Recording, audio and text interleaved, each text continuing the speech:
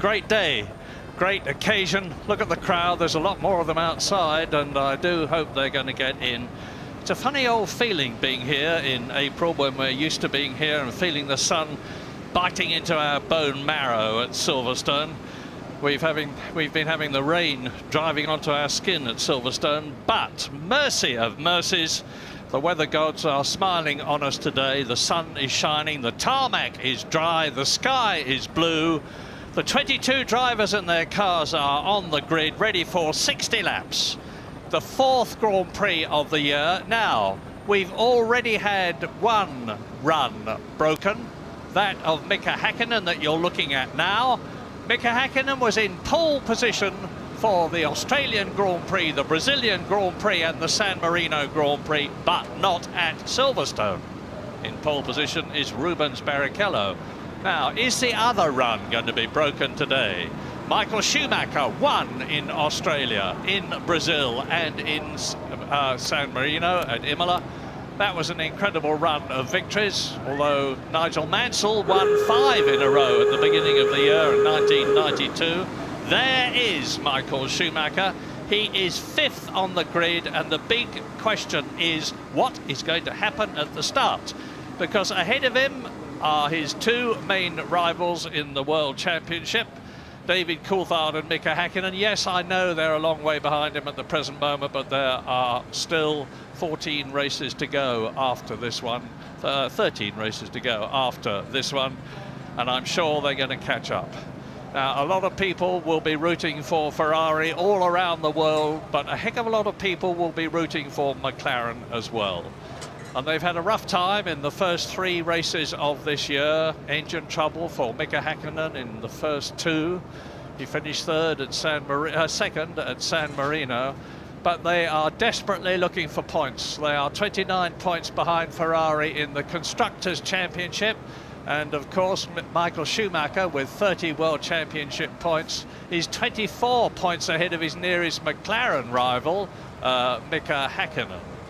So this is a crucial race for McLaren, but ahead of the McLarens, of course, are not only Rubens Barrichello, who richly deserves his first World Championship win in Grand Prix racing.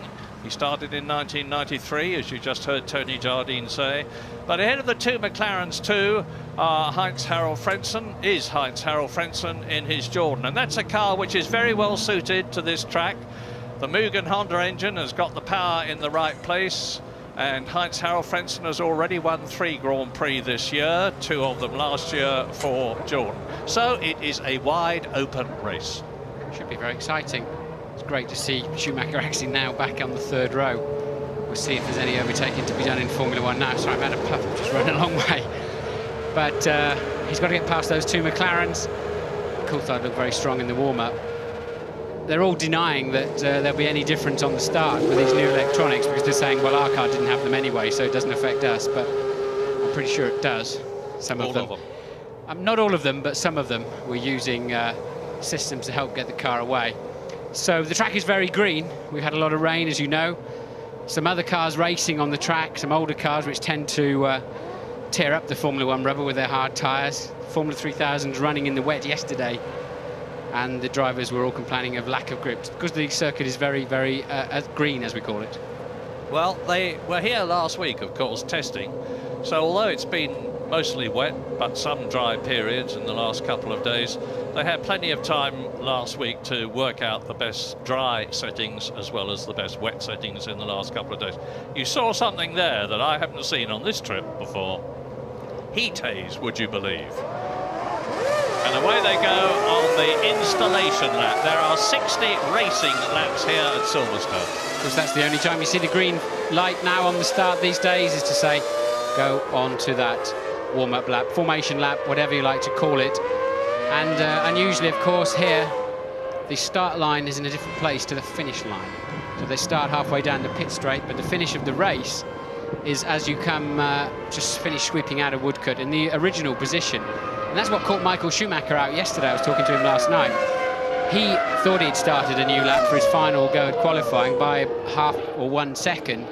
But of course the lights are on over the other line, which is about 300 metres down the track. I think he could have carried on, but it certainly cost him a final shot at that pole position, hence he's back in 5th. Well, Rubens Barrichello in the scarlet Ferrari, leading Heinz Harald Frentzen in the yellow Jordan around Club Corner, which is just about halfway round the lap. He's gone down the hanger straight in Stowe through the fearsome collection of bends of Beckett's. He's coming up to the left and right at Abbey, which is quite slow for 55 miles an hour on the apex. Then out of the right-hander at Abbey, up to the complex of corners, Bridge, that you see him going, they take that corner at 150 miles an hour. It is awe-inspiring. Now into the two left-handers, Priory and Brooklands, and you can see that the competitors are closing up now. Rubens is slowing down so that he's got them all behind him as much as possible when he stops on the grid, because he and the people at the front, well, none of them for that matter, will be wanting to sit there with the clutch out and the engine running for any longer than they have to.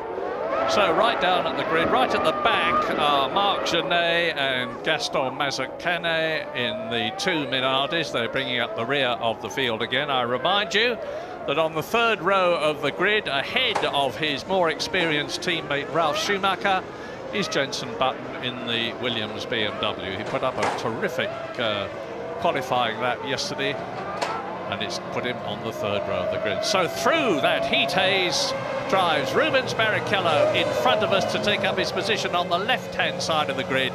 Frentzen peels across to the right. It's quite a decent run down to Copse Corner compared with some of the tracks. And now they peel off to the right, those who are occupying the right-hand side of the track. It's a staggered formation as ever. You see the it's just cut away with the yellow line by Coulthard's front wheel as their marker, because you're sitting quite deep into the cockpit. You can't really see too clearly, very near to the car. So that yellow line outside there of Coulthard's car is to let him know where to park his front wheel. So the sensors underneath his seat are in line with the sensors in the racetrack, the lights. And when the fifth one goes out, Silverstone will be go! Barrichello leads away well. Frentzen second, and Schumacher sprinting up alongside the two McLarens. But Jenson Button is right behind him. And so it is Barrichello, it is Frentzen, it is the two McLarens. Yes, but Murray, Michael got squeezed out. Hakkinen put the squeeze on Michael Schumacher, and he actually then dropped back some places. I think Coulthard's the leader of the two McLarens in third and fourth, but as you can clearly see, Barrichello and Frentzen away beautifully. Michael had the best of the starts, but then had to yield. That makes a change.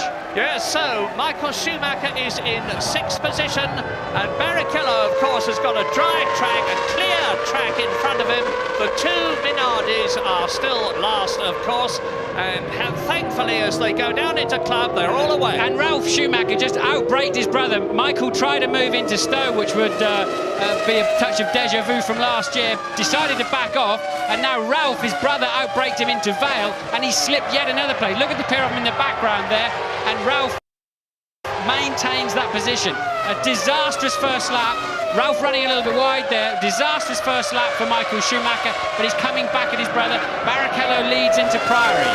And now into Brooklands. You can see there's quite a gap developing now between the first 5 cars and that gaggle of cars for sixth position as Rubens Barrichello leads out at the end of lap 1. It's Barrichello, Frentzen, Coulthard, Hakkinen.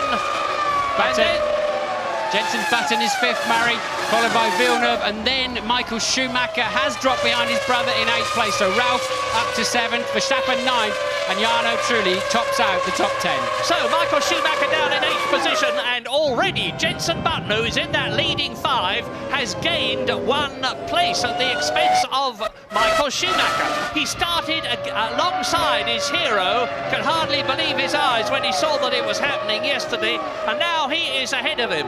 Down they come, and there is Button, and there's a battle developing behind Jenson Button.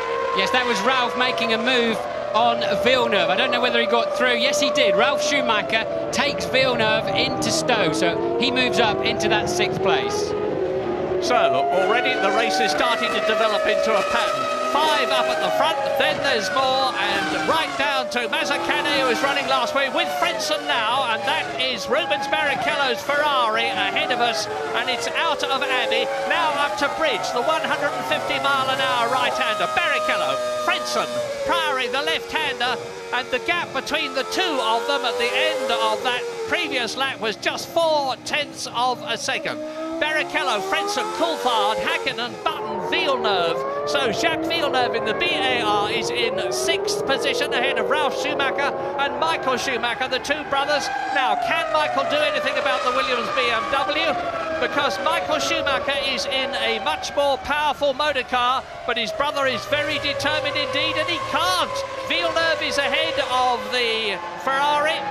Yes, Ralf Schumacher, the fastest lap of the race there by over half a second. So Ralph's got a bit of clear air. He will very quickly be up behind Jenson Button in 5th place.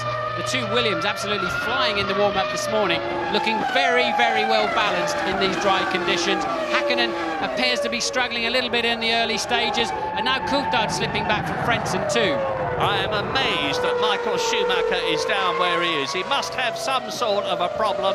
This is not tactics, it's not strategy. Now, Michael has just got the bad end of the stick on every move he's tried so far. Flew off the line, got pushed out by Hakkinen, then tried to take Villeneuve, lost out again. On the rebound, Ralf took him, and well, it's just all gone wrong for Michael Schumacher down there in 8th place. 1.7 seconds covers the first 4. Jenson Button is 0.7 of a second behind them, with Ralf Schumacher the fastest on the track.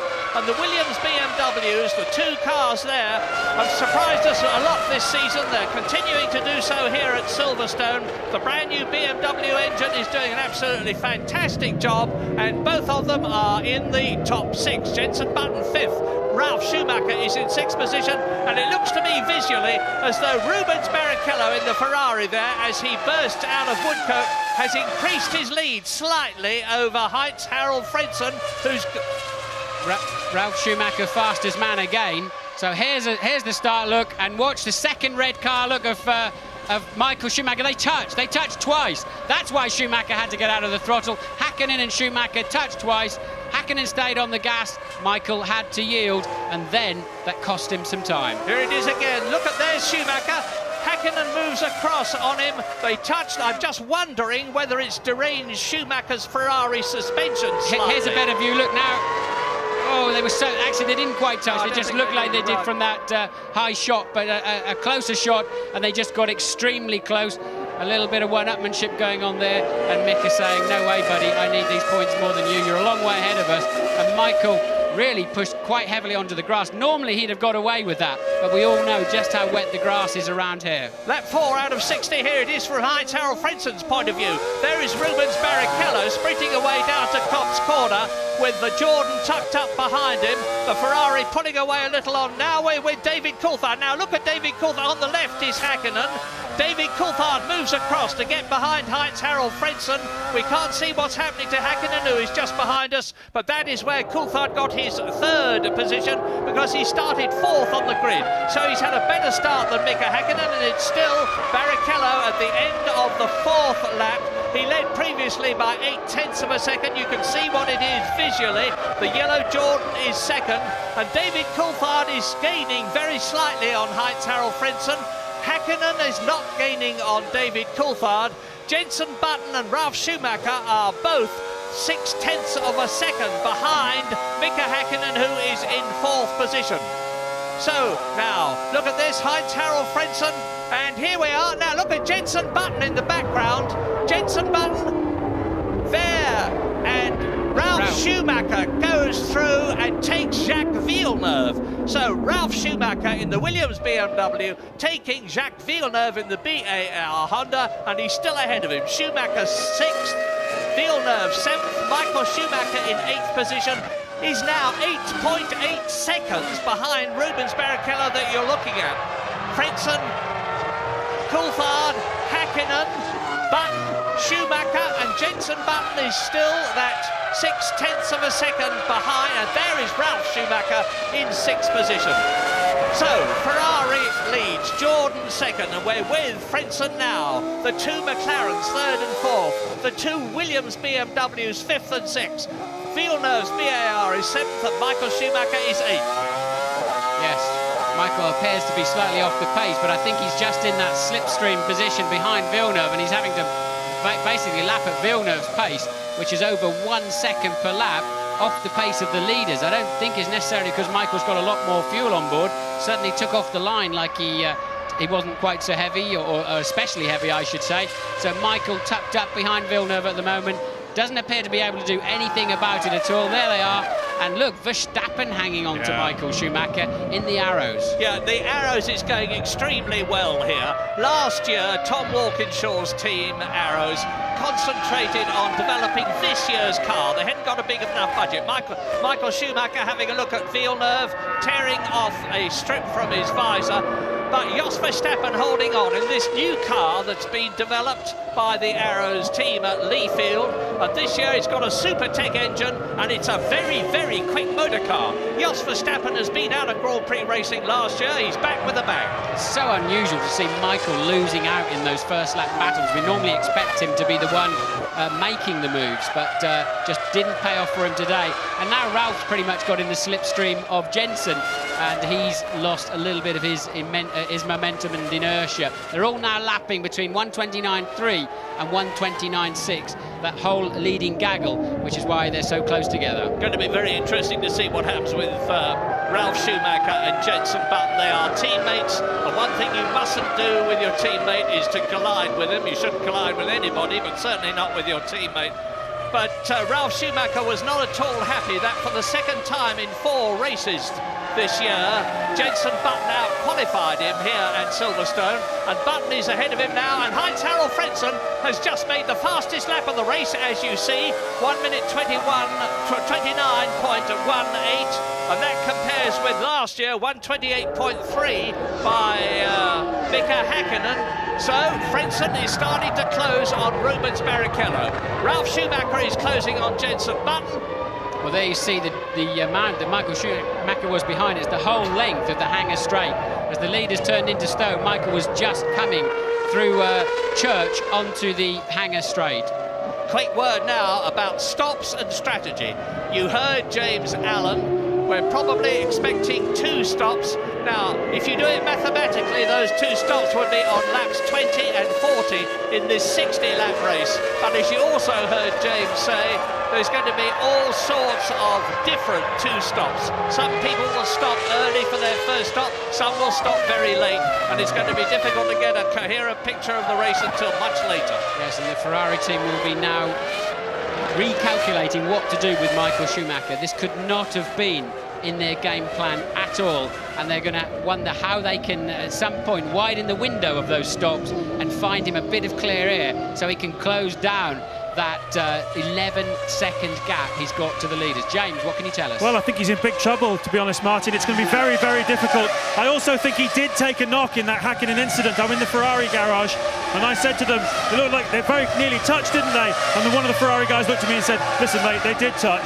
So I think maybe he's carrying something on that car, not quite sure. But either way, we're looking at a long first stint here for sure. The target lap time for a normal 2-stop is about 1:28.7, and they're a little bit off that. So I think they're carrying a bit more fuel than a standard divided into 3 race. So you're looking for a first stop sometime around 23 to 26 is my guess. Depends which camera angle you looked at, James. I'm not sure they did touch, and if they did, it was in areas that are not really that vulnerable. The suspension, the carbon fibre suspension, is either absolutely fine or it's broken and the wheels flying around. So I'll be surprised if he's got any kind of mechanical or suspension dearrangement, and certainly there's nothing hanging off the car at this time.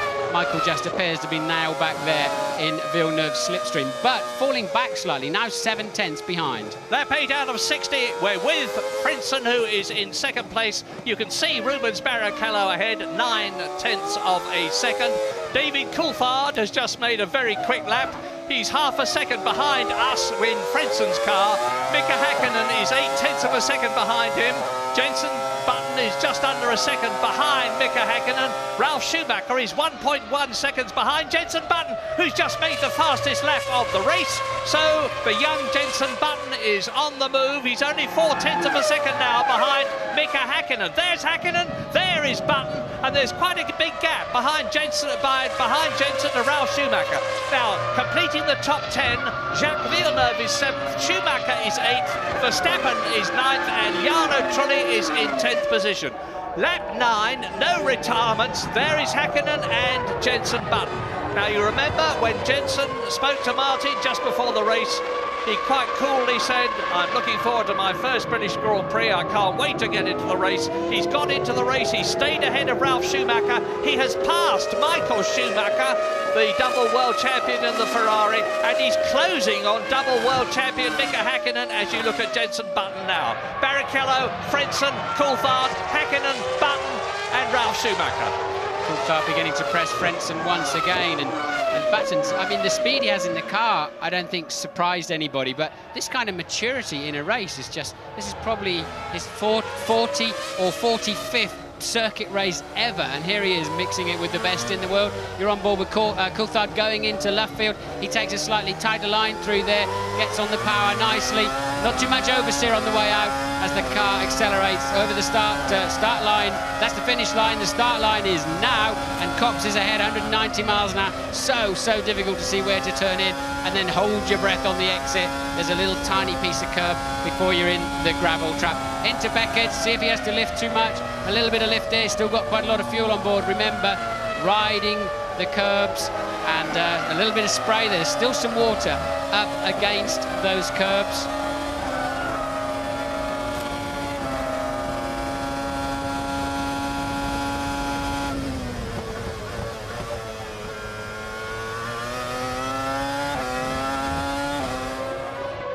Lap 10, 1/6 race distance.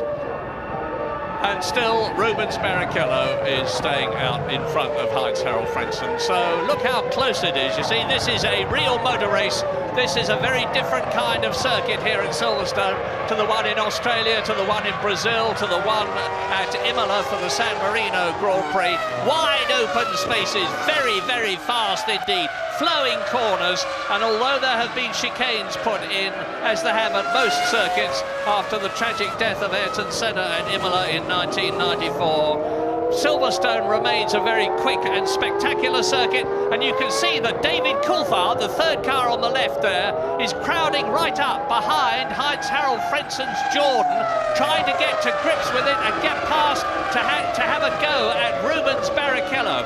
But Martin, this track, which looks so wide open and fast, and is indeed that, is still very difficult to pass on. Well, it is, because obviously the cars swing across the circuit using the ideal line at all times, and the entry speeds to most of these corners are so high.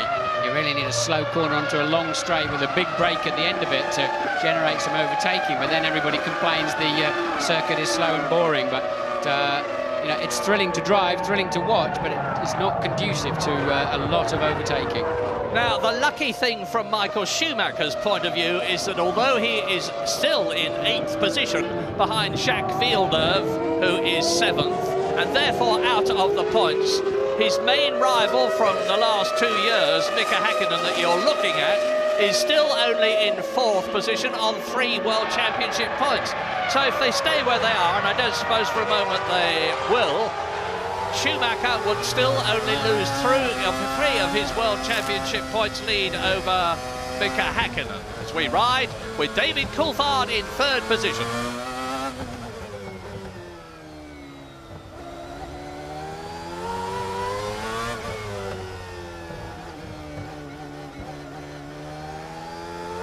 Lap 11 out of 60 as across the line goes leader Rubens Barrichello, but Mika Häkkinen, the 4th car, has just made the fastest lap of the race to close up a bit on his teammate David Coulthard. The McLarens are still 3rd and 4th, but Frenson in the Mugen Honda-powered Jordan is still holding that second place. And Martin, I must say I'm quite surprised at that, because the McLarens behind him have undoubtedly got much more power from their Mercedes-Benz engine, which is also a lot lighter. But Frentzen is holding the pace extremely well. I don't think there's much between them now, Murray, at the top end, 20 horsepower at the most. It's a question of drivability, and I think the way the aerodynamics are working around this circuit rather than absolute raw power.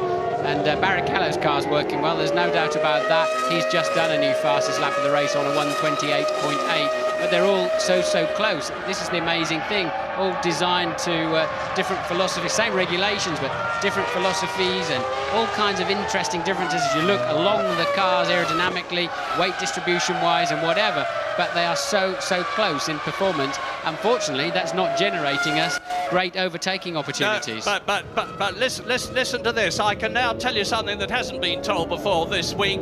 I was up at the Shell place at Thornton in Cheshire with Rubens Barrichello last week, and it's a restart here. Look at, and there'll be a circle coming up, and there is Schumacher and Häkkinen. From this distance, it does look like they touch, but another camera angle down much nearer to the racetrack seemed as if Schumacher was able to keep just moving out of the way whilst not going too hard onto the grass. Right, well, let's come back to this thing I was telling you about the fuel, because Ferrari may have a bit of a secret weapon. They're using a different kind of fuel composition here, which may give them an economy advantage, which could help them stay out a bit longer. And that could be absolutely crucial to this race and strategy. Meantime, David Coulthard is pushing again. He's still in third position.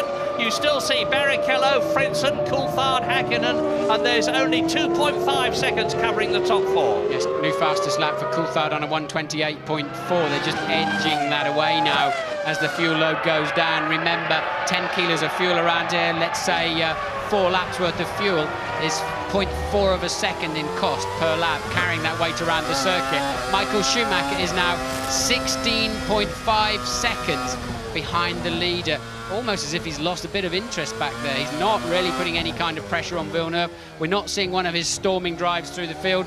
You're on board with Coulthard, of course, the camera above his head that all the cars have to carry, and once again they're playing with the throttle in left field, trying to get some grip and head down that pit straight. But there's a westerly wind here.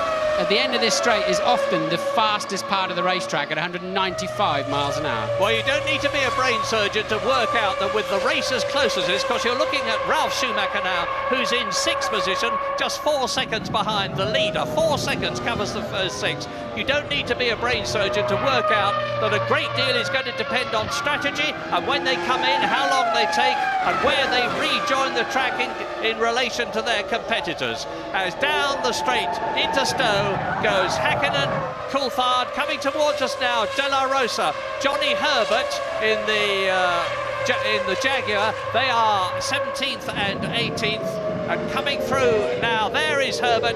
Behind Herbert is Deniz, then Heidfeld, Genet and Mazzacane. That's down to the 22nd. We still have no retirements. We're on lap 14. Michael Schumacher then, that's the distance he is behind fellow world champion Jacques Villeneuve. And I think that's about as close as you're going to get. The turbulent air, you damage your front tyres a little bit on turning, the car slides. You have to wait.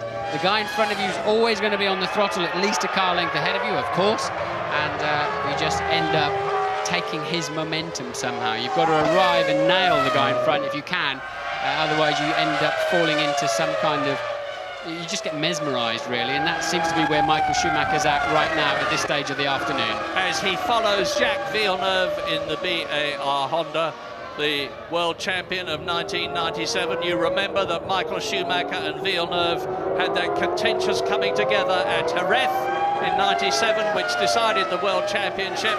Well, they're at it again now. Not colliding, I mean, but racing each other very hard indeed. As you can see, Barrichello on the right, Frentzen on the left are doing, and you can see that with all this sunshine that we've had, not only is the track completely dry, but it's getting warmer, of course, and that can make somewhat of a difference. As into the pits comes Alexander Wurz in the Benetton from 21st position. Well down. Yes, that must be an unscheduled stop. I would have thought so early in the race. Can't imagine they're dreaming of 3 stopping, although nothing much changed on the car other than a standard-looking, put some gas and some new boots on it. So Wirtz now over the speed line. He can accelerate. Quite a tricky little corner at the end of the pit lane here, but you're moving nicely by the time you rejoin the racetrack. And we certainly haven't had a race as close as this year. Just over 4.1 seconds now separates Ralf Schumacher, who is 6th, and Rubens Barrichello on the left, who is leading the race as they turn the right-hander and up into Woodcote to complete their 15th lap. Now we're getting towards the time when the first of the stops for a 2-stop strategy could happen, round about 5 laps time, if I am right. But the Ferrari mechanics seem quite relaxed there, as Barrichello leading Frentzen by half a second. Frentzen is half a second ahead of Coulthard. Coulthard is 0.8 of a second ahead of Mika Häkkinen. So Häkkinen can't do anything about the 3 in front of him, any more than Michael Schumacher, who is 8th, can do anything about Villeneuve before he gets into the points, if he does. 6th position, which is occupied by his brother, Ralf, and Jenson Button is still in 5th position. Well, we're focused on the people driving the cars, but the men who are going to win this race this afternoon are in the pits, currently studying the back of their eyelids, relaxing, resting, preparing themselves, because it's going to be all about getting their man back out on the track in the fastest possible speed. Mika Salo out from 18th position in the Sauber. His teammate Pedro Diniz is 17th ahead of him, or was. So Mika Salo rejoins, and the leaders are still that close as they turn out of the left-hander at Brooklands into the double right-hander at Luffield. We're with David Coulthard now, with the 3-pointed star of Mercedes-Benz on his steering wheel, crossing the line to complete the 16th lap. It surprised me just how long it took Coulthard to be able to get on the power there. I think the rear tyres, when the track is green, you get more wheel spin. As soon as you get more wheel spin, you get more temperature, higher wear rate, and I think all of them, and maybe is why their pace is so similar, they're just struggling to get on the throttle in those slower corners. At high speed, you've got more than the weight of the car in downforce, helps you get that traction. It's the low speed corners where, listening to their throttle actions, they're struggling to find some grip. I'm waiting to hear what Michael Schumacher says at the end of this race. There he is in the Ferrari in 8th position. And news from James Allen. Yeah, a little bit of concern up on the McLaren pit wall. We've had some discussions going on between Steve Hallam and Mark Slade on the Häkkinen engineering team. I know that Häkkinen had a problem this morning with a pneumatic valve sensor. It was a similar problem to the one he had in Australia, if you remember, the air system relating to the engine. And they were concerned, of course, with that very short amount of time between the warm-up and the race. They didn't have time to change the engine. Häkkinen could have started the race in the spare car, but I'm told he started in his race car, and there have been quite a few discussions going on up there in the last few minutes, so we'll keep an eye on that. But at the moment, Häkkinen's not showing any signs of being slowed by any kind of problem, but they're certainly watching it. Meanwhile, guys, I'm becoming convinced now that people are actually going to stop just once in this race. The lap times we're seeing are very consistent with quite a heavy fuel load, so we need to keep our eyes on this. It's an extraordinary atmosphere down here. I can't remember a more tense atmosphere between the teams. It's real cat and mouse. The first person to move, make a mistake, the others will pounce. Yeah, you could well be right, James, because the 2-stop strategy is going to bring them down into the traffic. Now, who's doing well and who isn't doing so well? Well, obviously, the first 5 are doing well, but particularly Jenson Button, to have improved his position on the grid by a place and to stay with the competition that he's chasing, because he's only 2.6 seconds on lap 18 behind race leader Rubens Barrichello, and he is right up with Mika Häkkinen, who is in 4th position, as you watch Jacques Villeneuve going extremely well in the BAR Honda. Last year that car did not go well. You're looking at Barrichello now, and look at Heinz-Harald Frentzen crowding right up behind the Ferrari. Now, Michael Schumacher is the first man who is doing badly in comparison with what we would have expected down in 8th position. Jos Verstappen is driving a great race for Arrows in 9th position, but now they are right up with each other. Frentzen is with Barrichello, Coulthard is with Frentzen, Häkkinen is with Coulthard, Jenson Button is not so very far behind Mika Häkkinen. So it is Ferrari leading, Jordan second, McLaren's third and fourth, Williams fifth and sixth, with Button and Schumacher both in the points on lap 18 out of lap 60. Now watch Heinz-Harald Frentzen, watch his fingers. He changes gears by just squeezing paddles underneath the left and right side of the steering wheel, which you don't need me to tell you is not a normal one. It's not round, it's got buttons all over it, because a lot of the control functions these days operated by the driver are done through the steering wheel, and the steering wheel itself can cost a minimum of £20,000 with all the electronic stuff that is on it. So down the hanger straight into Stowe Corner, and he's doing about 190 miles an hour. Barrichello, Frentzen, Coulthard, Hakkinen, Button and Ralf Schumacher in sixth position.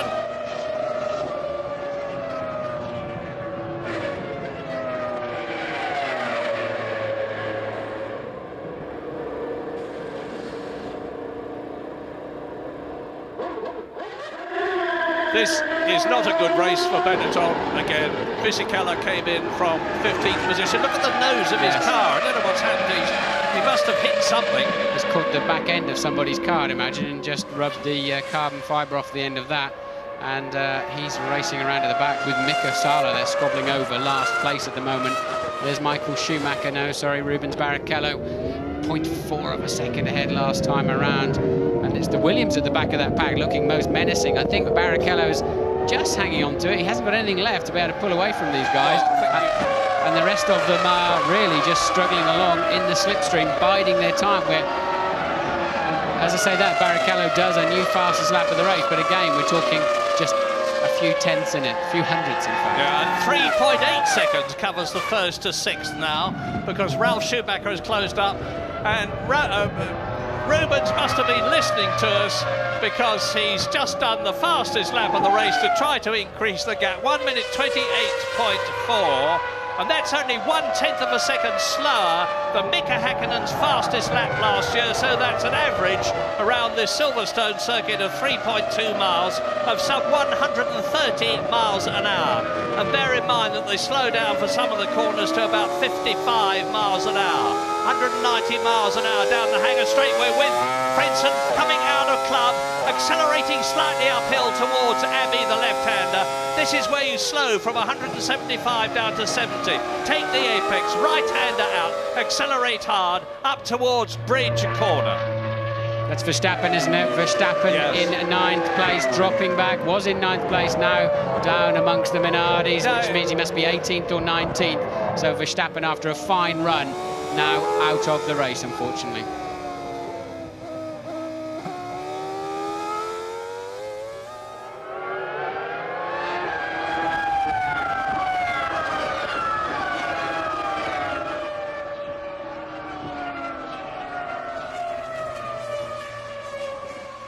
Lap 20 out of 60, 1/3 distance. The leaders are the same. There is Barrichello, but Jos Verstappen, who was in a fine 9th place, has hit some sort of a problem with the arrows. He's slowed down, he's been caught and passed, and I suspect he is out of the race. Fisichella has come in the Benetton for a pit stop. There is Verstappen touring in. Fisichella clearly having just hit something with the front of the Benetton, because the nose was slightly deranged, and it's a very bad race for the Benetton team, because Fisichella and Wurz are now right at the back, and Heinz-Harald Frentzen speeds up again with his fastest lap of the afternoon. But it's very static at the front, although it's very close, with only 3.2 seconds covering the first 5. Look at them. There is Frentzen, Coulthard, Hakkinen, and Jenson Button in 5th. I keep on marvelling about Jenson Button, but he's driving a great race. It's absolutely amazing how he can just stay up there with this pace with so little experience. James, what can you tell us? Here's one for you, Martin. There's a board going out just in a moment for Mika Häkkinen the next time he comes through, and it says Mixture 3. P4, laps 21, Mixture 3. I wonder whether they're trying to plot something here. Get him to run the thing a little bit lean, perhaps save a little fuel. Are they on some sort of cunning fuel strategy, do you think? I don't think it's particularly cunning fuel strategy. They obviously want to stretch out. Maybe he's got enough fuel on board that'll do a two-stopper just about sensibly, or with a little bit of effort, stretch to make a sensible one. And I think the team started the race with that kind of idea. Mika Häkkinen slipping back slightly from Coulthard now, and not a great deal. But we're watching a game of chess here. We saw a bit of tag wrestling off the start line when Michael Schumacher got double shuffled out of the way. But right now, we're simply watching some chess. It's going to shake out when they come in for their pit stops. And obviously, the teams are just fine-tuning what they've got to do to try to maximise, because there's nothing between the drivers or the cars. And Villeneuve getting a bit out of shape there. Some kind of smoke coming out of the back of the car. Whether it was the car bottoming out, I don't know. We'll have a look in a minute. But Villeneuve having a good scrap with Michael Schumacher. They're now 22 seconds off the pace. And that is Jos Verstappen. We saw him slow down. He's now in the pits. It's a long stop. He's got his visor up, and you can tell from the way the mechanics are standing around the car that he probably won't be going any further. Gaston Mazzacane in the Minardi in the pits and now out of it. So we're getting we've had quite a few pit stops, but they are all tail enders. Mazzacane, Fisichella, Salo, Wurz and Verstappen have all been in.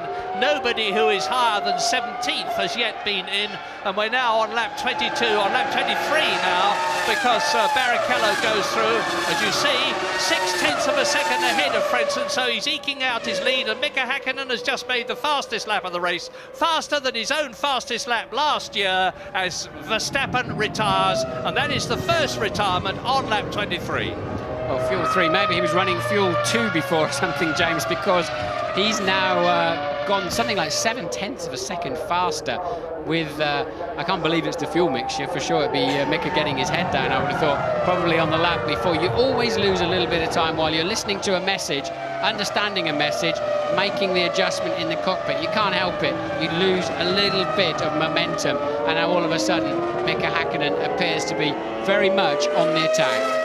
Well, as you watch Häkkinen, I just wanted to say something else about Jenson Button. I said yesterday during qualifying that Sir Frank Williams, who of course is the boss of the Williams team, is getting near decision time about the year 2001 and who's going to be his second driver to Ralf Schumacher, because Juan Pablo Montoya, the Colombian who is in American kart racing as champion this year, is on the Williams books and was expected to join them next year.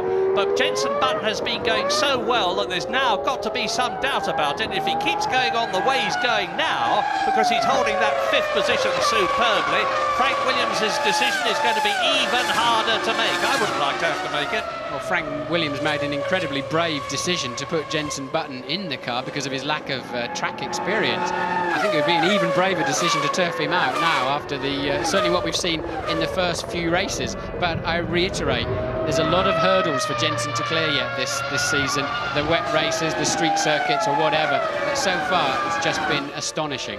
You saw Villeneuve and Michael Schumacher there. Michael Schumacher is now 23 seconds behind Rubens Barrichello, with no chance of winning this race unless something dramatic happens to no less than 7 people ahead of him. There's Johnny Herbert, 12th. Pedro Diniz, 13th, behind Pedro Diniz, Heinfeldt. Into the pits comes Jean Alesi from 15th position. De La Rosa is in the pits. Marc Genet is in the pits. There's De La Rosa coming in, and the rest through. Presumably it's vitamin C they put in that orange arrows, is it? Yeah. Lap 24. Lap 24, Rubens Barrichello leads by 0.6 of a second from Heinz-Harald Frentzen as the Minardi of Marc Genet burns rubber out of the pit lane. He can really hit it there because there's no way he's going to get to 70 miles an hour plus before that white line. And he's coming out. Now, this is going to be pretty significant as Heinz-Harald Frentzen in second position. Now, well down because Coulthard's gone through, Häkkinen's gone through. Now, what is Frentzen's time going to be? This is going to be a crucial thing. And this is on lap 25. Williams in the pits too. Ralf Schumacher is in the pits. This is looking strong for McLaren. Ralf Schumacher having to pit too, and a problem with the right rear for Ralf Schumacher's pit stop. And he's away now, but that cost an awful lot of time. Fortunately for him, the players behind him, which was Jacques Villeneuve, was some 13 seconds adrift. So I don't think it'll cost Ralph a position, but it sure hasn't helped. Now, can David Coulthard, now that he's got rid of Heinz-Harald Frentzen, albeit temporarily, put on a real spurt and close the gap between himself and Rubens Barrichello? There is the race leader on lap 25 out of 60. Coulthard second, Hakkinen third, up into fourth place comes Jenson Button, and Jenson Button has just done the fastest first sector of the race. This lap is broken up for timing purposes, like all of them, into 3 individual sectors, and not only has Button gone quicker than anybody in the first sector, he's gone quicker than he has been before in the second sector. There he is, you see. There's Jenson Button, the 4th car there. And look at the gap between him and I think he's pitting, Murray. The information is Button is pitting this time. There's the white speed limiter line on the pit lane, but Jenson must be careful not to overspeed. I can see him coming past the commentary box now. Yes. The fuel flap open. I don't know if James is down there. If you are, interrupt me, James. No, he's not. So, Jenson Button in now. Frentzen's time took 7.2 seconds. And remember, every second gives you 4 laps of fuel. Jenson sitting quite calmly there. Now he's taken on a lot of fuel there. Does that mean to say that, well, he may be doing a very strange strategy? He was a little bit slow away after the refueler came out, but I think with Ralf Schumacher's apparent... Did Ralf pass him there or not? Yeah, I saw a white car go past. Through. Was it Ralf? So hopefully Jenson hasn't lost position there. We'll have to wait until we catch them going down Hanger Straight or something.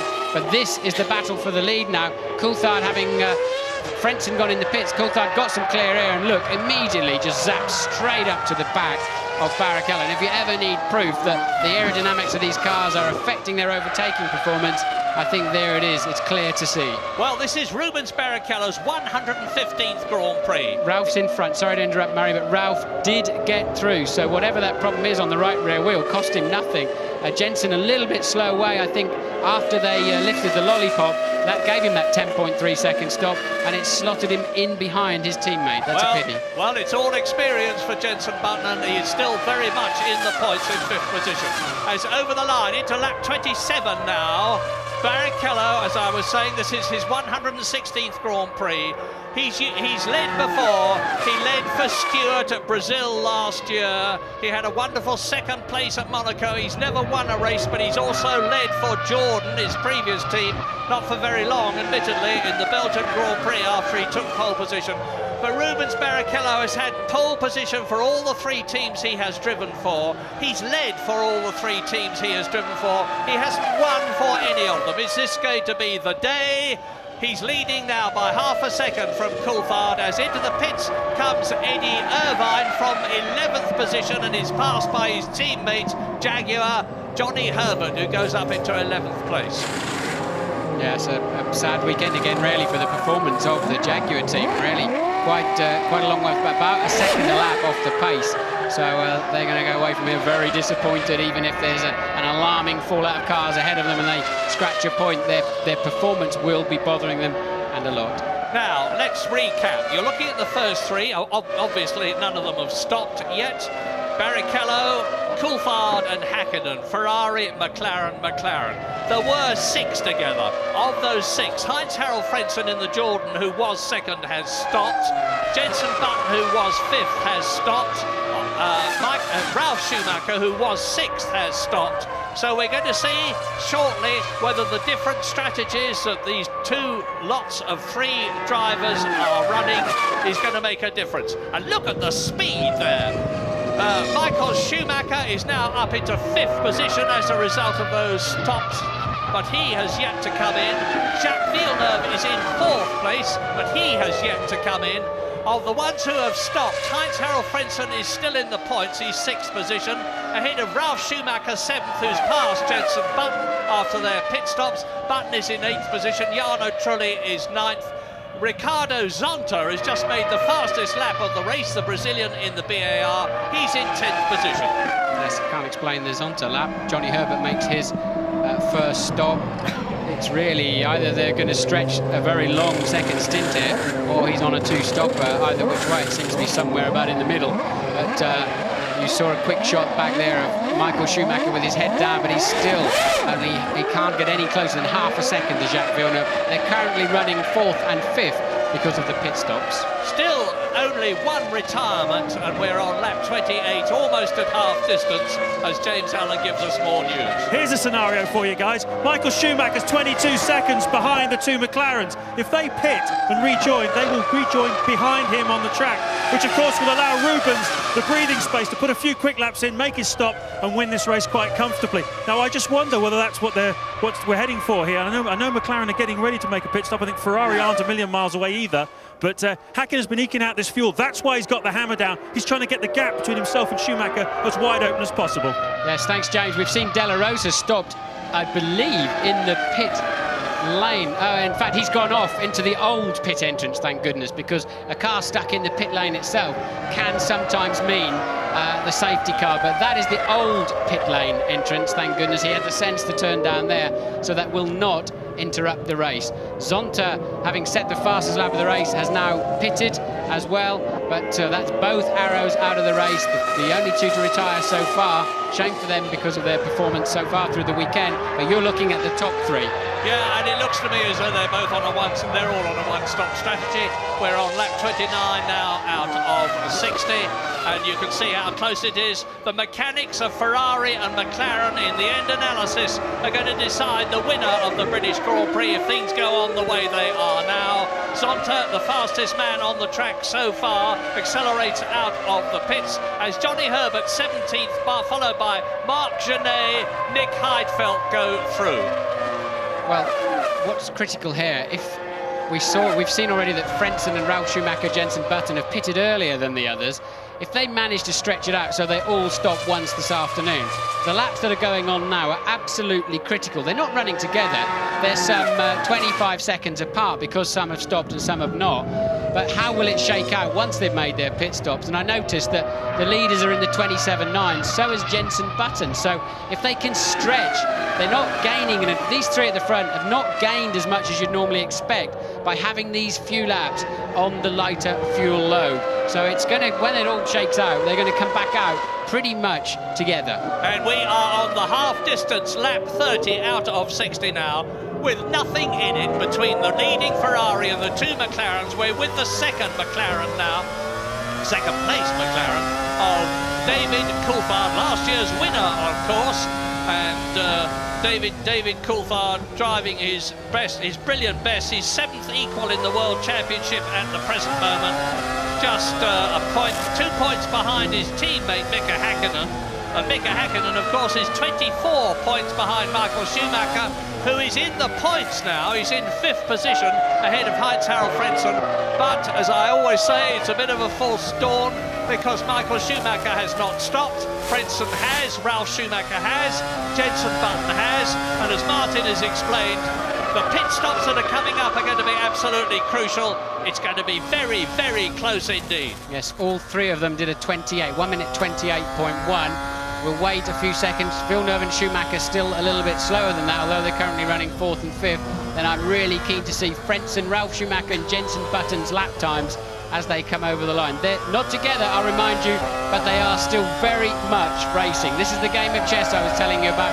28.1 for Michael this time around. Frentzen 28.3. And Ralph, that's within a tenth, the same as 28.1, 28.3. So they're all lapping at the same. Yeah, they're lapping. Look, Coulthard has passed the Ferrari. Yeah. Coulthard has passed Barrichello. He takes the lead of this race. Haven't seen it on the TV, but maybe Barrichello made a mistake somewhere. We're going to have a replay shortly. Stay tuned. We're going to see that very, very shortly. But David Coulthard, for the second consecutive year, leads the British Grand Prix. Now, does that mean that Barrichello's got a problem? Because Coulthard, as he did before, is streaking away. Here is the replay now. Let's look what happens. Barrichello leading. It's into Stowe. Look, Coulthard's going to go down the outside. Coulthard takes a brave run right down the outside. Barrichello defends his line, then has to reduce his speed some, and Coulthard just saying, I'm coming through. Now's the moment. And as a result of that, Barrichello loses momentum and Mika Häkkinen closes up on him. That's a replay. And so now David Coulthard again, as he's made the fastest lap of the race. He's broken clear of Barrichello, who seems to have been holding him up, therefore. And into the pits comes Mika Häkkinen from third position. This is going to give David Coulthard the chance to extend his lead, because he will be making a terrific charge on this lap. Now, 11.3 seconds for Mika Häkkinen. Now, that's a second longer than Jenson Button took. James Allen. Completely consistent with the one-stopper. This is absolutely fascinating. And it was a critical move by Coulthard. If he hadn't got past Barrichello, he wouldn't have had the danger. James, the Williams BMWs have gone through, and it looks to me as though Mika Häkkinen's lost track position. And look at this, Coulthard's got a back marker on this lap. He does not need this. He must clear this Minardi at the earliest opportunity. Go for it, David, just nail him. You've got to get through. This lap is crucial, because you're going to end up, like your teammate, behind those two Williams if you're not careful. You need 2 or 3 more laps if you've got the fuel to pull out 3-4 seconds. Otherwise, the Williams are going to be leading this race. Yeah, that was incredible. The two Williams of Ralf Schumacher and Jenson Button have gone ahead of Mika Häkkinen as a result of their different pit stop strategies. Now, as Marty says, there is Ralf Schumacher, there is Jenson Button, there is Mika Häkkinen, and the McLaren has lost 2 places on the track. Lap 33, 60-lap race. Well, fortunately for Coulthard, he was still the fastest man on the track, despite having to go offline to pass the Minardi there. So didn't cost Coulthard too much time. He still needs another couple of laps of low 1:27s, and he may just come out in front. It's going to be touch and go. But significantly, Heinz-Harald Frentzen is still there, and he's ahead of Ralf Schumacher and Jenson Button. So Frentzen is in 4th position now. Michael Schumacher moves up into 4th place behind Jacques Villeneuve, who is 3rd. David Coulthard leads the race. Rubens Barrichello is in 2nd place. We're at an absolutely magical time of the British Grand Prix at Silverstone. And this is the man who's got to increase the gap between himself and Rubens Barrichello. And his pit mechanics are ready to bring him in. Up to Bridge, the right-hander, 150 miles an hour. David will, of course, know he's coming in on this lap. Rubens Barrichello will retake the lead. Or will he? No, he won't. He will not. I think Coulthard is tussling. In my view, Coulthard is tussling with these two guys here in the Williams. And that's what he's up against. Got to be some kind of stunning stop, but he needs enough fuel to do the Just a minute, drama. There, in comes David Coulthard, the leader, James. This is going to have to be very, very good by McLaren, because he's got 25 seconds over Michael Schumacher. In other words, if he doesn't get back out on the track in front of Schumacher, he could have blown the race relative to Rubens Barrichello. It's going to be very, very tight, within a second or 2 possibly. Nice job by the McLaren boys. 10.2 seconds, exactly the same, within a 10th as Jenson Button. He accelerates out, and there goes Schumacher. Look, he's going to get ahead. It's Frentzen is the key one, though. Frentzen's the key one. And he's done it. Frenzen's done it as well.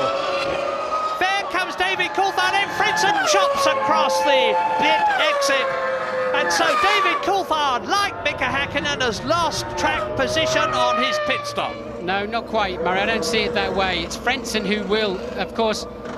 That Barrichello, no, Barrichello's gone through in front of Frentzen. Sorry, you're correct. You're absolutely correct.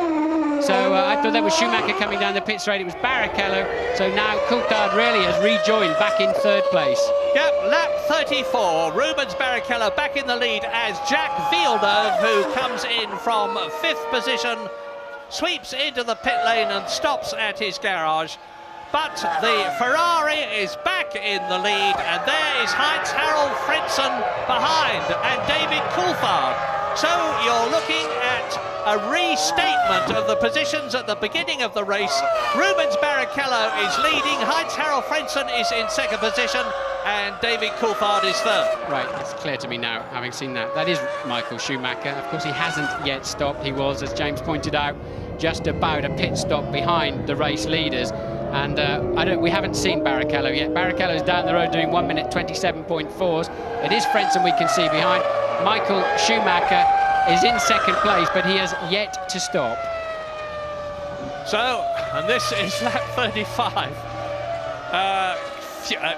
Fuel strategies, very different indeed. Button, there is Button ahead of Mika Häkkinen, who is 7th and out of the points. But of course he has stopped, and Michael Schumacher, who is ahead of him and in the points, has not. So Häkkinen is 7th, Button is in the points after his stop. Ahead of him is Ralf Schumacher, 5th after his stop. David Coulthard, 4th after his stop. Frentzen the same, 3rd after his stop. So Michael Schumacher will be coming in, and then we will have Barrichello, Frentzen, Coulthard, Ralf Schumacher, Button, Häkkinen, and Jenson Button ahead of the double world champion, and his teammate Ralf Schumacher ahead of him. What Michael's doing now is some pretty impressive lap times. He's got to clear, he's got to leapfrog Jacques Villeneuve, the guy's been holding him up all through the race.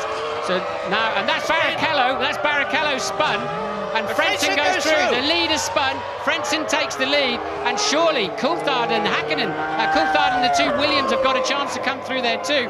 Where is the McLaren? And he's on wet tyres, and he comes into the pit lane straight away. Rubens Barrichello comes in for his second stop. The Ferrari mechanics are taken by surprise.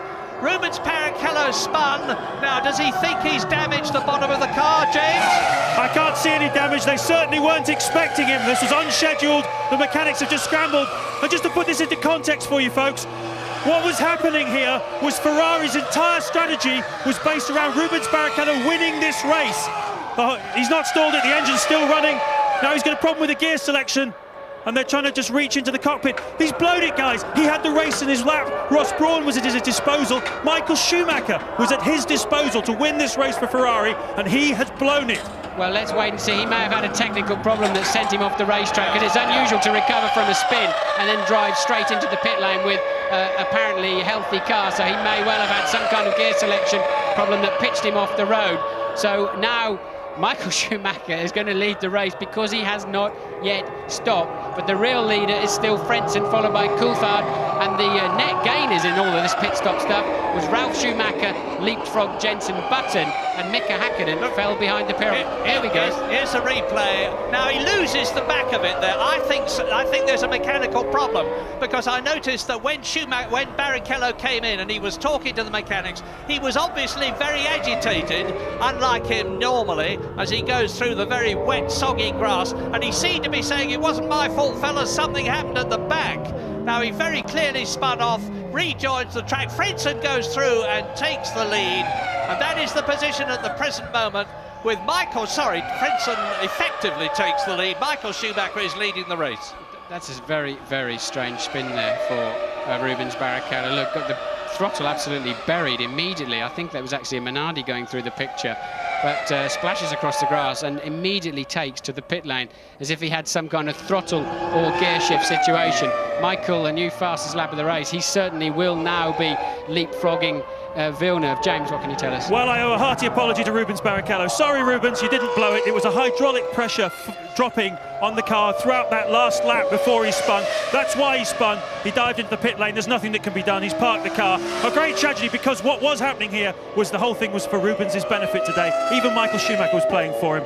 Yeah, you couldn't see him, James, the way we could on our monitors, and he was obviously very concerned indeed. We're watching now Johnny Herbert chasing Pedro Diniz. Johnny Herbert in the Jaguar chasing Pedro Diniz in the Sauber, and he is in 13th position, and so Johnny Herbert is 14th. But just to go back to the front of the race, Michael Schumacher, that's the fluid from the bottom of Barrichello's Ferrari.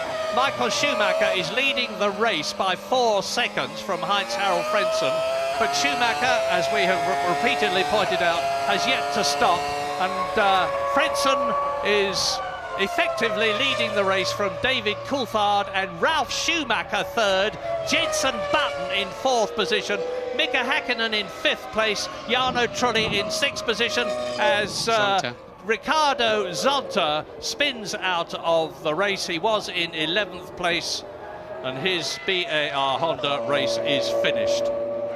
Well, he's in a tricky position there, but I don't see any need. They should be able to tow him out under double waved yellows there, and that's truly in for a stop from 7th place, his first stop of the afternoon. Now, I'm absolutely sure of one thing: Michael Schumacher has not got a big enough fuel tank to drive this entire Grand Prix distance. What he is doing is lapping about a second a lap faster than the rest of the field. Remember, he was about 23 seconds behind the leading pack, and there's about 23 laps to go, so this kind of pace might just bring Michael into contention towards the end of the race, remembering of course now he's getting on quite low fuel, and that explains why in the early part of the race he looked lackluster and unable to get anywhere near the back of Jacques Villeneuve. Yeah, an incredibly late first stop, because he's on lap 38 at the present moment.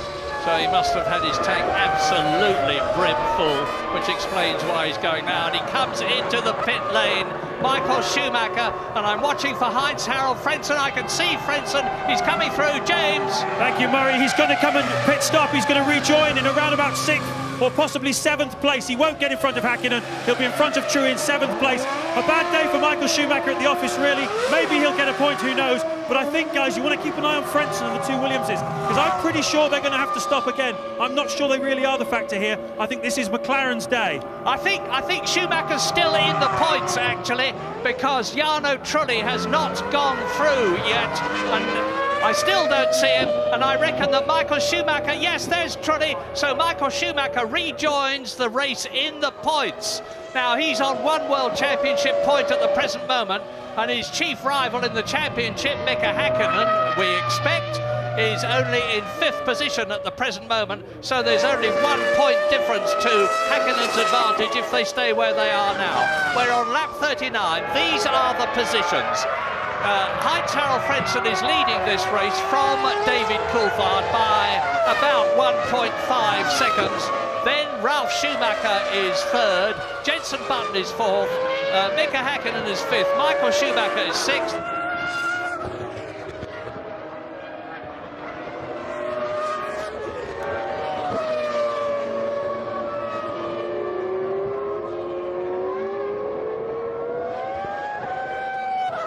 Well, Heinz-Harald Frentzen won a couple of races last year. He won in France and he won in Italy for Jordan, having already won 1 race for Williams in the 2 years that he was with the team.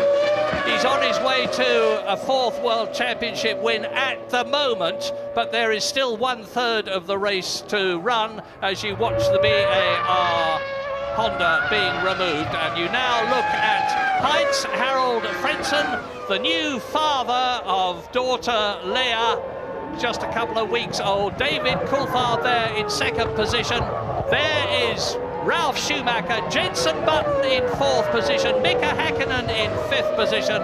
Michael Schumacher is 6th and in the points as a result of getting past Jacques Villeneuve. Fisichella is up to 8th position. But now comes into the pits as a result of which there's Fisichella, as a result of which Jarno Trulli goes up to 8th position. By the way, both Jaguars are still running. Eddie Irvine is 10th, Johnny Herbert is in 13th position. We've only had 3 retirements. Jos Verstappen very early in the race, Pedro de la Rosa, his Arrows teammate, bad luck for the Arrows team, both their drivers out quite early in the race. Rubens Barrichello, of course, retired from the lead of the British Grand Prix as a result of that hydraulics problem, not his fault, and we're on lap 40 now. And there's a long way to go in this race, 1/3 of it. David Coulthard, less than 2 seconds behind the car that you're looking at now, Heinz-Harald Frentzen, Jordan Mugen Honda.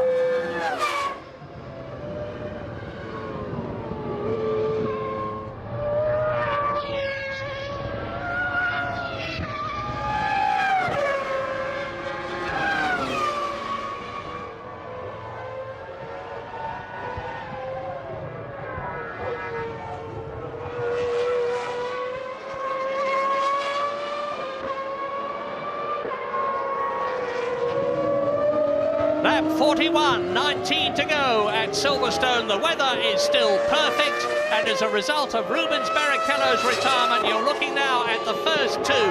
Heinz-Harald Frentzen leading a Grand Prix again. There's his boss, Eddie Jordan. Frentzen's already won 3 races. This could be his 4th and his 3rd for Jordan. He's 1.7 seconds ahead of David Coulthard and lapping faster than the McLaren.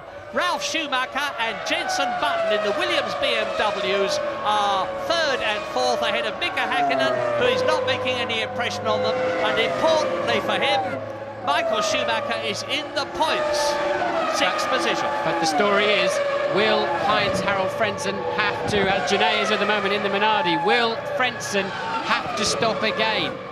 We don't know. We know the McLarens can go to the end. We're sure of that. We're sure the 2 Williams can go to the end that are currently running 3rd and 4th. Häkkinen, we know, can. Michael Schumacher, absolutely for certain. He was the last man to stop. So we're going to play in Zonta spin any moment now. But this is the question. Does Frentzen have to stop again? And this is Zonta losing his car in the complex, buries the throttle but can't stop it from going into the gravel trap, and they had to bring JCB out to drag that stricken BAR out of the way. And I have to say, sadly, Martin, that Ricardo Zonta has not lived up to my expectations since he became a Grand Prix driver as the European Formula 3000 champion. Admittedly, he had that crash in Brazil last year, but he just has never really looked like being on it. No, he's certainly not shone in the way that you would have expected, but Frentzen's certainly put a spurt on, down in the low 27s now, 0.8 of a second faster than Coulthard on that run. And now the leading group are getting amongst the back markers. That's Jenson Button coming up to lap the Minardi, and Häkkinen really just been struggling all afternoon, hasn't he? Yes, he hanging on to the back of a pack. Yes, it is. Here's Frentzen's... truly stopped very late, so we know for sure. Surely that must be for Frentzen, and here he comes. Frentzen does have to stop again. So David Coulthard goes through and takes the lead. And where is Ralf Schumacher? Ralf Schumacher goes through into 2nd position. Jenson Button goes through into 3rd position. Button on lap 43, having made his stop, is in a podium position for the first time as in his short Grand Prix career. And look, Schumacher too, Michael Schumacher coming through. Frentzen is going to go from 1st to 6th. Yeah, Michael Schumacher is really laughing as a result of the strategy that they decided to run, because he was down in 8th position for lap after lap. Now he's on 2 World Championship points with Mika Häkkinen just ahead of him in 3rd position. 4th position, I'm sorry. There's Ralf Schumacher, currently running 2nd. And really, that strategy of Jordan's has blown it for them today. That's turned out to be completely wrong. They weren't flexible enough. They weren't able to move it to a shorter first stint of a one-stopper like some of the teams have done, or indeed even start the race fully intending to do a long first stint. And that's cost Jordan extremely dearly. Häkkinen is coming through the back markers, but still behind Jenson Button in what will shake out to be 3rd place, a podium position. Once they pass the line again and all the computers shuffle around, Jenson Button in a current podium position. And I am wondering who it is that BMW have got working for them at Munich. This, after all, is their first year back in Formula One after leaving it in 1983 when Nelson Piquet was the world champion for Brabham using a BMW turbo engine. And they've started off with a clean sheet of paper. They haven't used anybody else's technology. And there were people saying that the BMW was heavy, engine was heavy and underpowered. Well, if that's a heavy, underpowered engine, I'm sure that half the pit lane would be more than happy to get their hands on it, because they are now in 2nd and 3rd places. There is Schumacher, there is Jenson Button coming through to lap the Prost ahead of him and staying ahead of world champion 2 times Mika Häkkinen. Yes, David Coulthard's got a 7-second lead now, and coming up, they're all coming through the back marker, so I think it'll yo-yo a little bit. But Coulthard, he's often said, I love it when I'm out in front. That's where I feel my most confident, my most comfortable. But I'm sure in the back of his mind, the reliability issues he's had with the McLaren, as Jenson Button laps the Prost, Coulthard's going to be thinking, will this go to the end today when I need it most? To win the Grand Prix of Great Britain back-to-back for a British driver would be some kind of wonderful feeling. Well, I didn't expect to see this, I'll be quite honest. 2 British drivers in the top 3 at this stage of the race. Lap 44 out of 60, and I certainly didn't expect one of them to be absolute newcomer. Jenson Button, first time at Silverstone in a Grand Prix. Lap 45, then here are the gaps. David Coulthard, 7 seconds ahead of Ralf Schumacher, and lapping about the same. Jenson Button is 9 seconds behind Coulthard. Mika Häkkinen is 11 seconds behind Coulthard. Michael Schumacher is 17 seconds behind, but lapping 0.8 of a second faster than Mika Häkkinen. I wonder if Mika has some sort of a problem. He just has not shone in this race at all. Well, I think we're finally seeing Michael Schumacher on some kind of mission. He's just 6.4 seconds behind Mika Häkkinen now, who's 1.6 behind Jenson Button. That mid-race sprint when Michael Schumacher got some clear air and started pumping in the 1:26s has certainly all of a sudden elevated him in with some chance of getting on to the leading pack.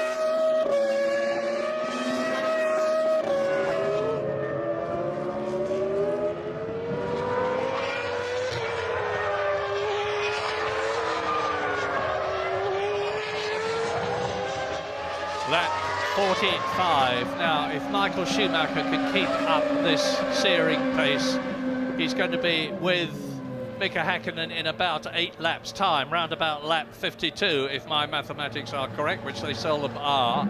But either way, towards the end of the race, we should be seeing Michael Schumacher up alongside or just behind Mika Häkkinen. And if he gets past Mika, that is really going to depress the Finn, who at the present moment is 24 World Championship points behind Michael Schumacher as a result of the fact that the German has already won the first 3 races of the year and taken the maximum 10 points from each of them.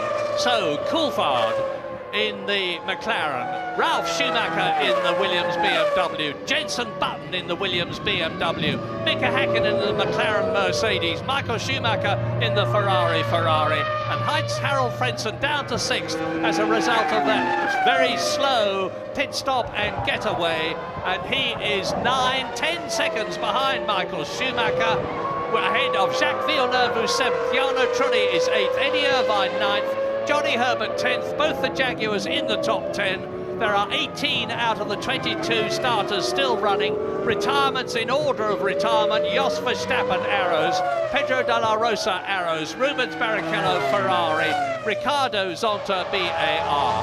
And everybody up to 10th position, that is Johnny Herbert, has been lapped. And the Williams mechanics out in the pit lane.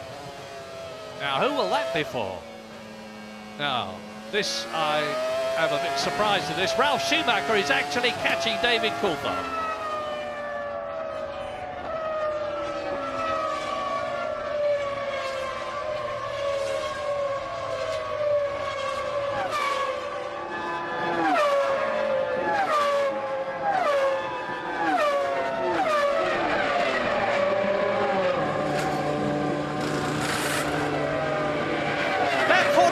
Jenson Button running third, comes into the pit lane for his second stop and accelerates out. Now it's conceivable that Michael Schumacher will have gone up into 4th position. He's gaining place after place. Mika Häkkinen has gone up into 3rd place. Now there is Button. Can we see Michael Schumacher? Well, that is a major surprise to me and a huge disappointment. I really thought it was clear to see, to read this race, that it was heading into a one-stopper to be at the sharp end when it matters. And I'm just amazed with the 13 laps to go that they brought Jenson Button in. He had to come in for another stop. What a disappointment. Well, I begin to wonder where this will leave Ralf Schumacher, because there's 14 laps to go. And he's coming in. Ralf Schumacher's coming in. There are the Williams mechanics again, so that means that Häkkinen could well move up into 2nd position, and Michael Schumacher into 3rd place. Irvine having stalled the engine on with a box full of neutrals, I'm not sure which. A box full of neutrals by the looks of it. So Eddie Irvine going no further. That's what Johnny, oh, he's found one. There he goes. Will he find some more when it? But Ralf coming down the pit lane, so this is going to put the Williams way back. They obviously went for a long first stint and a very short middle stint to give themselves track position, and well, quite clearly now it's going to compromise them badly in the run-up to the end of the race. And is Michael Schumacher going to get through and ahead of the Williams BMW before it leaves the pit lane? Well, on the left there, you see Ralf Schumacher. Coulthard, of course, has gone through. Mika Häkkinen has gone through. There is Schumacher, and that is Jenson Button behind him.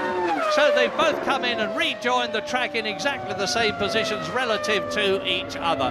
We're on lap 48 now, and I'm just trying to work out in my mind where Michael Schumacher is in relation to the others in the top 6. He's in it, absolutely for sure, but Gerhard Berger looking very downcast. Well, now he's smiling as he talks to Sir Frank. But there is Michael Schumacher, where you can see where he is on the track. Michael Schumacher is in 3rd position, so what I said was going to happen has, I'm glad to say, from my point of view. So it's a McLaren leading. At Herbert, there will be pumping up the hydraulic system. Maybe you do get a leakage on that. That's the system that closes the valves in the engine, and clearly they had some kind of leakage. They had to come in and fit.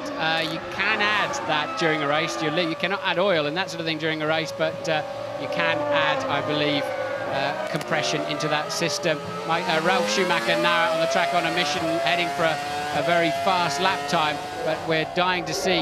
I think you're right, Mario. I think it's left Michael Schumacher in 3rd place, and of course Frentzen behind him, and now the two Williams are going to top out or round out the top 6 in 5th and 6th position. Well, so there's Häkkinen. Look, there is Michael Schumacher. He is in 3rd position as he comes up and passes Eddie Irvine in the Jaguar, who moves through to let him past. So Michael Schumacher is on 4 World Championship points in the phenomenally, so far, reliable Ferrari, having scored 10 in each of the first 3 races. It's not going to make very much difference to the gap between himself and Mika Häkkinen, because although Häkkinen is 2nd, it means to say that he will have closed the gap to Michael Schumacher by only 2 points from 24 to 22, provided they finish in 2nd and 3rd places. But Ralf Schumacher is now in 5th place behind Heinz-Harald Frentzen. Jenson Button is still in the points. That would be the 2nd time in his first 4 Grand Prix that he's finished in the points if he stays there. But as Martin has said, great disappointment when we both thought that he was going to be in 3rd position on a one-stop strategy. Not so. I'm still seriously impressed with Michael Schumacher. He had patience at the beginning of the race, fell back 23 seconds. Imagine if he'd have made that start stick and go around the outside of Häkkinen, so he was in the thick of it at the front all the way through. The amount of fuel he obviously had on board, he would have been in superb shape. But as James pointed out earlier in the race, it's McLaren that have really called the strategy right today, and it's working beautifully. Coulthard and Häkkinen up front. Coulthard's got a 10.9 second lead. Michael Schumacher's got a few back markers and 8.8 seconds before he can get a look at the back of Mika Häkkinen, who has never won a British Grand Prix, was 2nd in 98. He's led but gone off last year. Of course, he lost a rear wheel. He went off the year before when the race was very wet indeed. Michael Schumacher, of course, has won. He won in those contentious circumstances in 1998 when he won the race in the pit lane, stationary, as a result of having to take a penalty. But Ferrari made it work. Michael won the race. Mika Häkkinen has not won a British Grand Prix. David Coulthard has, of course. If he wins this race, it will be for the 2nd year in succession, and it's something that David really needs to beat his teammate Mika Häkkinen fair and square, because he was getting the reputation of being number 2 in the McLaren team in a situation where there's only a cigarette paper in terms of ability between him and his teammate Mika Häkkinen. Frentzen, we're now riding with 4th place. Yes, coming into left field.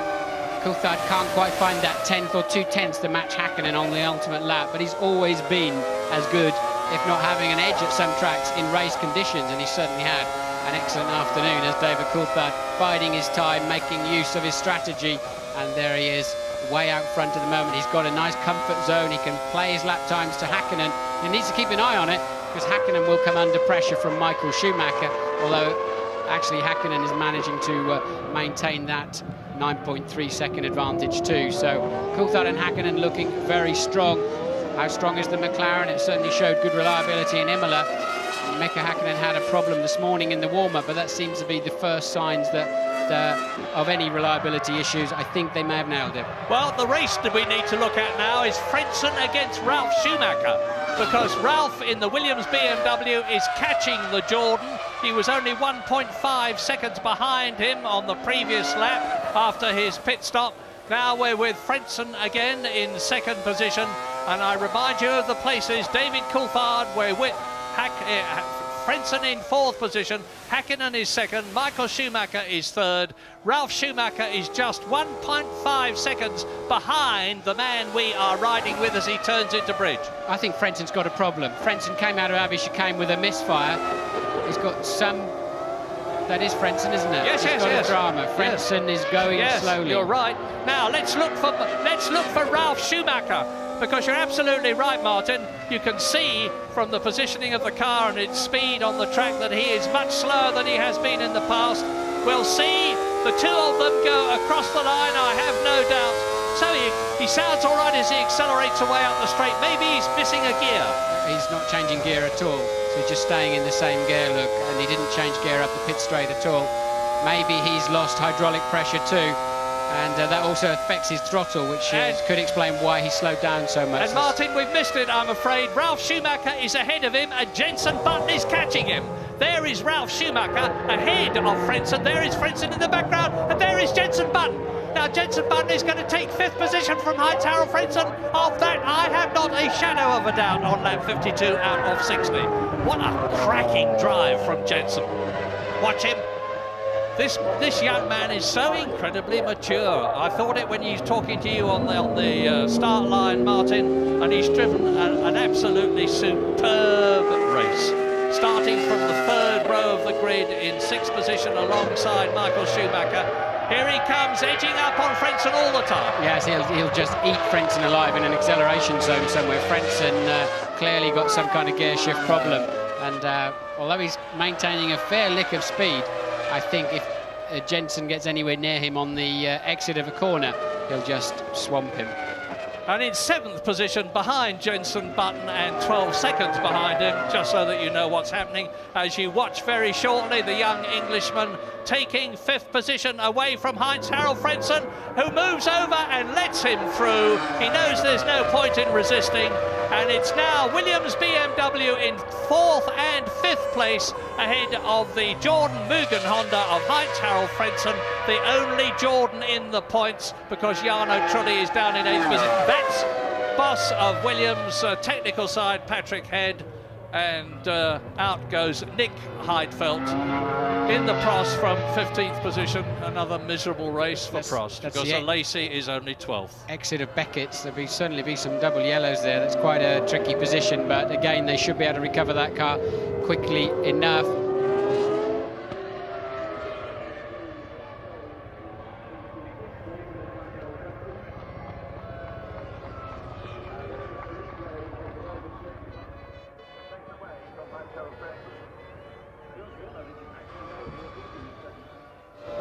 Well, McLaren are going to be very happy with the result of this race, because they're going to finish first and second in a situation where they haven't had a second place this year, never mind a first, let alone first and second, but only relatively happy, because although they will have closed the gap on Ferrari in the Constructors' Championship, they're going to have 16 points compared with Ferrari's 4 points.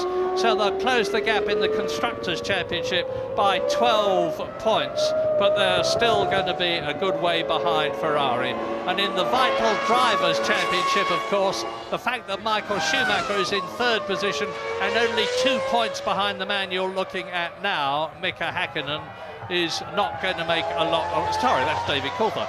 Is not going to make a lot of difference. But you just have to keep fighting in Formula One. We're on lap 54 already. It doesn't mean to say that things are going to stay this way for the rest of the race. Coulthard leads. Hakkinen is going faster and faster. He's just made his fastest lap of the race. Schumacher is third, Michael. Ralf Schumacher is fourth. Jenson Button is in 5th place. Heinz-Harald Frentzen is 6th. Now the question now is Heinz-Harald Frentzen going to be able to maintain 6th position and 1 point? Because Jacques Villeneuve is eating into his lead at something like 4 seconds a lap, and he's just 8 seconds behind him. So in a couple of laps' time, Frentzen is likely to be out of the points.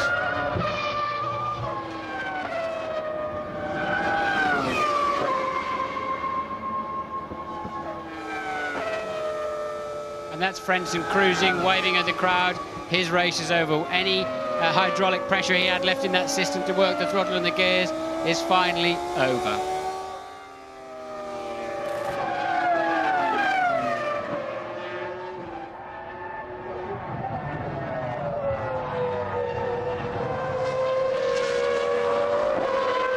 Frentzen is finally dropping out of this Grand Prix. No change at the front. Coulthard, Hakkinen and Michael Schumacher, but Hakkinen taking a full 1.7 seconds out of Coulthard on the previous lap. The gap now down to 7.3, easily enough time at that rate to catch him.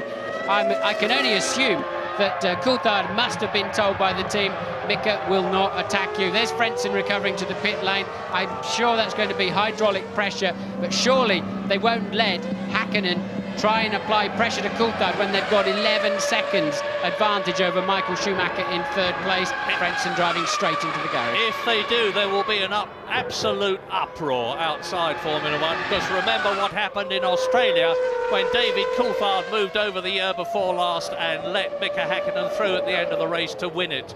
I cannot believe that that would be allowed to happen here. Well, I can actually, but I don't want to. No, I can't believe it would happen. I know one person who wouldn't let it happen, and I know another person who would never ask for it to happen again either. So, you know, maybe they'll let them race, but I think Coulthard should have the pace to, with 4 laps remaining, 4 and a bit laps remaining, to keep Hakkinen under control. But he certainly won't be happy about having that kind of pressure applied to him by his teammate when they're in a 1-2 position. I'm expecting Hakkinen to cruise up behind him and then come home in a formation finish. Louise, what can you tell us? Well, I'll try and get it from the horse's mouth, actually, Martin. I'm standing here with Heinz-Harald. Heinz-Harald, what was your problem?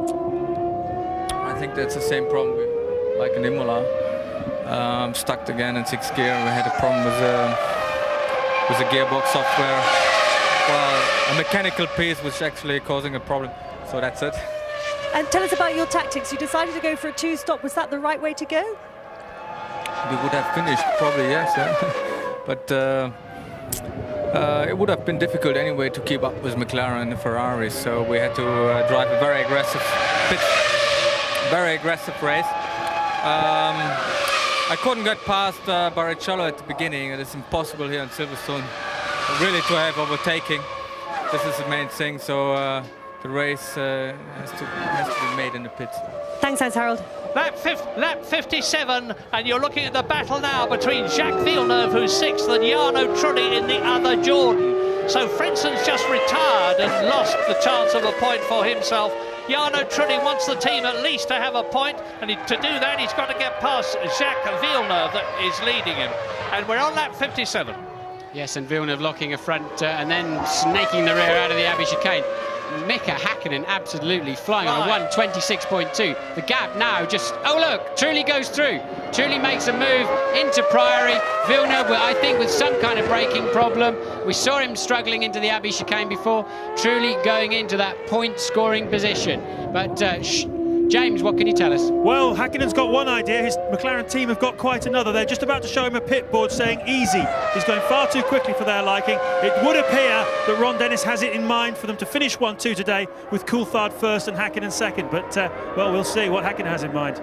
Well, the alternative scenario is that David Coulthard has a problem, but I don't believe from his lap times that he has. He's just done a lap in 1:27.3 compared with the fastest lap that we've had, 26.2, but that was a long time ago. Now we're on lap 58, only 2 to go at the end of this one, and you're looking at race leader David Coulthard, the man who won the British Grand Prix last year. He's leading Mika Häkkinen by about 3.5 seconds. He's leading Michael Schumacher, who is third, by 20 seconds. Ralf Schumacher, who is fourth, by 37 seconds. Button, who is fifth, by 50 seconds. And Jarno Trulli in the Jordan is moved up to sixth position as you look at the two McLarens together, and Villeneuve retires, having been in the points until he did so. But Mika Häkkinen, you can visually see now, is closing right up on David Coulthard. Now we're going to see, is it going to be a formation drive for the last 2 laps of the race? Or is, I cannot believe that Mika Häkkinen is going to disobey team orders, if there are any. But it's getting mighty, mighty close now, coming to the end of lap 58 out of 60. Well, Coulthard's got only one choice if Häkkinen tries to come alongside him, is run him off the road, hasn't he, really? I mean, easy look on Häkkinen's board. Coulthard's doing what he should be doing and coasting, conserving the car to the end of the race. They're now 16.7 seconds ahead of Michael Schumacher. No need to push the cars, and no wonder they're giving Häkkinen that easy board. Well, I have said in the past this year that McLaren lost the first 3 races rather than Ferrari winning them. McLaren undoubtedly had a quicker car. Mika Häkkinen led all the races. He was denied victory in the first 2 by mechanical problems.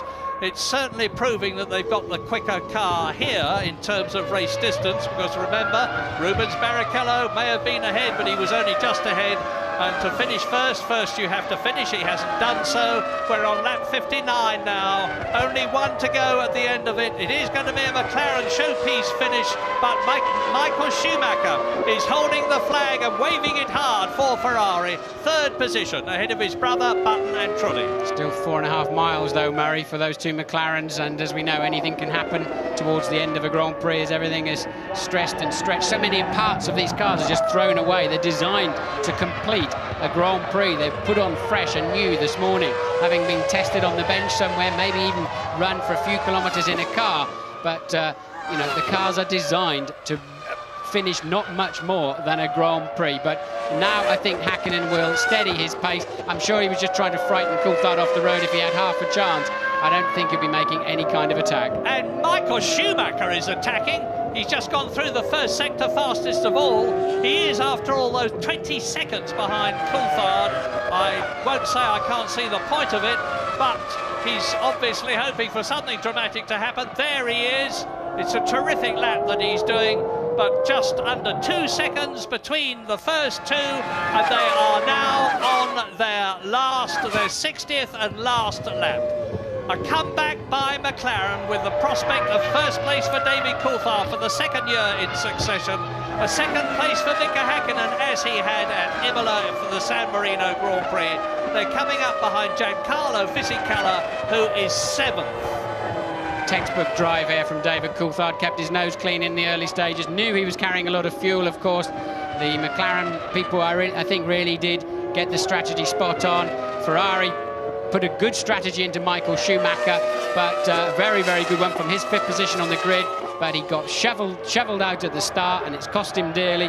That's allowed these 2 McLarens really to get out front. Both Jordan and Williams looked absolutely superb, but they were deceiving us because they were running less fuel. Unlike we thought they could all get to the end of the race with the exception of Frentzen, but it turned out the Williams had to stop too.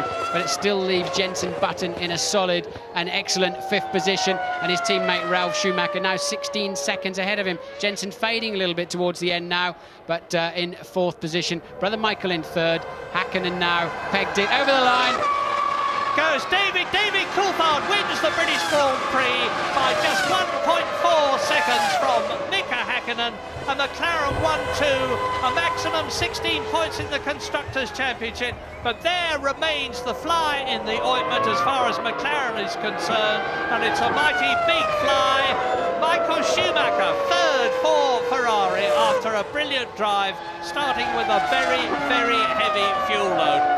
His brother Ralf Schumacher in the Williams BMW comes home in 4th position, and behind him, 16 seconds behind him, is Jenson Button, hopefully, from his point of view and Brittain's point of view. So the 2 Schumachers are home. Is it going to be both Williams BMWs in the points yet again? Well, there is Jenson Button, and he's going to finish higher than he's finished before, and we thought a 6th place was absolutely fantastic in Brazil, but it's 5th for Jenson Button, a magnificent drive. Jarno Trulli is 20 seconds behind him. There he is in 6th position. So 2 McLarens at the front, a Ferrari, 2 Williams BMWs, 1 Jordan, and Fisichella has finished 7th because he has been lapped. Salo 8th, Wurz 9th, Jean Alesi in 10th position. 15 finishers out of the 22 that started. Yes, and Herbert and Irvine in the Jaguars down in 12th and 13th place. Heidi, David's fiancée, and well, what a great drive. And that's answered a lot of critics for Coulthard. He's taken some stick. Even after the first race, they were saying Coulthard will be bundled out of the McLaren at the end of the year. Quite on what basis, I don't know, and I couldn't find anybody that did. But a lot of speculation and kept fueling the fire, and now David Coulthard has answered that superbly with a clear-cut win, dominant win, and especially over his teammate Häkkinen. And a dominant win which moves him up into 2nd place in the World Championship. 20 points behind Michael Schumacher, but importantly from his point of view, 2 points ahead of Mika Häkkinen, who is 3rd. Ralf Schumacher 4th in the World Championship. Jarno Trulli 5th. Jenson Button is now 6th in the World Championship on 3 points. And in the Constructors' Championship, Ferrari are still a country mile ahead of McLaren, 43 points to 26. Williams in 3rd position, with Jordan and Benetton tying for 4th position, ahead of BAR 6th on 6 points. And the crowd on their feet as Coulthard comes back to the Parc Fermé. Arm aloft, he's pretty pleased with himself. He'll sleep well tonight. He's got a party going on at his motorhome later on. There's going to be wicked and wild, and he'll be in just the right mood, won't he? Well, that's his 7th World Championship win, his 2nd win of the British Grand Prix, and last year he said this is the one I wanted to win above all others. And he's not a demonstrative chap, David. He's a quite shy chap in many ways, but you can see how happy he is there, and hopefully he'll give us a big smile on the podium. Into Parc Fermé, Michael Schumacher gets out of the Ferrari, arm aloft, David out of the McLaren. Well, all that fitness training he's been doing, and I mean, the guy's arms look like his legs. He's so strong and so fit, and it pays off on a tough race like this afternoon. And Coulthard will be, as you said, he's not extremely demonstrative. He won't be doing the old Michael Schumacher punching the fresh air up on the podium, but I can tell you he'll be just as happy. That was Norbert Haug. Well, there he is, you see. Norbert congratulating fellow German Michael Schumacher. Norbert is the boss of the Mercedes-Benz competition department. Mighty relieved man. Another fellow German there, Ralf Schumacher. And that, I remind you, was McLaren and Mercedes' first win of the year. Not only a win, but a maximum 1st and 2nd, 16 points. Norbert congratulates Ralf, and Ralf Schumacher can be mighty pleased. He was 3rd in Brazil. He was 5th in, he was 3rd in Australia, 5th in Brazil, and now he's finished in 4th position here. There's a lovely moment earlier in the race when Ralf put a move on Michael on the first lap to take his position away. But it's a question, I think, of damage limitation today for Michael. That mid-race sprint he did. I mean, amazing for him to end up in such a solid 3rd position there, 21 seconds ahead of his brother in the end. You can see there now, and in fact they're showing at 19.9 on there. I'm 21 behind the leader that was. So Michael Schumacher then, solid run, damage limitation keeps him in touch in terms of points, and well in front in the championship. Well, David Coulthard would have to win 2 races with Michael Schumacher not finishing in the points in either of them to equal the German's World Championship points position, and that would be after 6 races if he won the next 2. Not a very likely scenario. Everything is possible in Formula One, but we've got the prospect of this World Championship fight between McLaren, Ferrari, Coulthard and Schumacher carrying on. David probably talking to his father, I guess. Just what I was going to say. That's going to be his dad. He's on the phone too. Duncan, his dad, up at Twynham. in Scotland, who's done so much to help David become a racing driver and make his way through the various categories of karts and Formula Ford, Formula 3, where he was second in the championship, and won so brilliantly in many other categories and up into 3,000. And most of those early days funded by his dad and anybody he could blag into spending some money. David used to do his homework in the motorhome as they travelled down from Scotland for a 10-lap Formula Ford thrash, and they get back at 5 o'clock in the morning. It's Heidi again, 5 o'clock in the morning, and he'd have to just have a shower and go straight off to school again. That's the kind of commitment you've got to have if you want to be standing, as David will any moment now, on the top step of the podium here at the British Grand Prix. And what a wonderful thing it is that he's going to receive his trophy from the great Ken Tyrrell, who you can see standing on the left, the man who had the most successful private Formula One team in the history of the sport. A great, great man who is currently the president of the British Racing Drivers Club, who own and operate Silverstone, where they are obviously hoping the British Grand Prix will continue in future years. Ken Tyrrell then going to give that trophy to David Coulthard, and the Constructors' Trophy will be handed. It's going to be interesting to see who receives the Constructors' Trophy. I guess it'll be Ron Dennis. Here's David. Ken smiling in the background. Well done, David. Michael Schumacher joins him on the podium. Where is Mika Häkkinen? There he is. McLaren Mercedes first and second. Ferrari third. McLaren are well and truly back as the national anthem sounds for them and for David.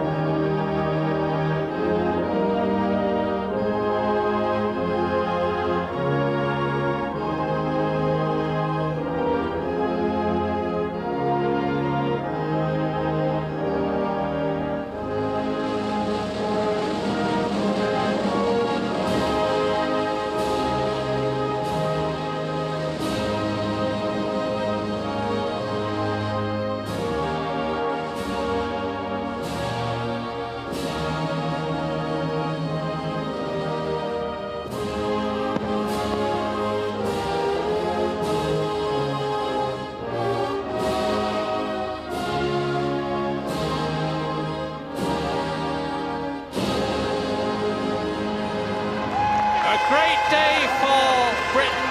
Scotland's David Coulthard wins the race. England's McLaren finish first and second. And the magnificent gold trophy, which you saw Jim Rosenthal sitting alongside when this programme began, is now in the hands of David Coulthard. And Norbert Haug is the man who's taken the Constructors' Trophy, because Mercedes-Benz are such an integral part of the whole McLaren operation. They powered Coulthard to victory, Häkkinen to second place. And Mika Häkkinen takes his trophy from Peter Hain, who is the Minister of State and a very keen, I can tell you, Formula One enthusiast. John Quemby, the Chief Executive of the British Motorsports Association, gives Michael Schumacher his trophy. McLaren, Ferrari. The story has not changed here at Silverstone, but the order has, as the champagne is victoriously sprayed.